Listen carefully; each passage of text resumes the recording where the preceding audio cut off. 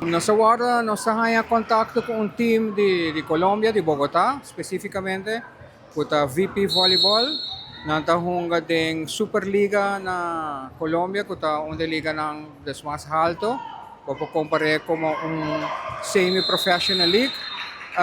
Nandao di bem vacância Aruba, inato makontakto ko nos, wasi nos que hunga wega ko nang, dus nós decidi de organizar um friendly ko nang. Nós estamos yung antesala para mim de nós team nan de UG5 e UG9. Nessa hora que nós temos nan de UG5 ta hunga, nós temos um total de seguro 30 mucha.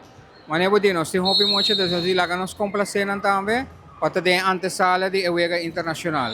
O team aqui PCM de emocional de UG5, sa kita nós de dois torneios ko nang, dos torneio interno de nós academia e nos team. Anto e team de A-Class, ta ay promebianos tabay hunga contra e team de Colombia. Dos tabay algong primisia, nos tabay midi forza wako nanta, dos nos tabay hunga con nos team de A-Class. Kutaw ta kampiyon de 2025 de Aruba, dos nos tabay midi un tiki forza ke team de Colombia. E friendly games anto ayuda pa emocionang aclimatizana mes ko torneo, mas ano, sa siyon tiki ko menos presyon, pasina nang kung sa kustumbra pa ora ko tin torneo ng oficial mes, yan ang tabong prepara, kuno ta ore te promebiaha ko nanta bay hunga, dos awe po tin pari mo cha trobi ko ta promebiaha nanta hunga, dos pesay menos sa keda tene e friendly nang pasina crea un situación como si fuera ta algo más oficial, nos tabay hindi mas tranquilo ko na, bometa wak, te yeng di mo cha tami ko ta, Jess aya, Jessung aya, ko ta hunganda din uja 5, dos panang eta un acostumbramiento de ewega, dos awe nos tawake sa yatrove.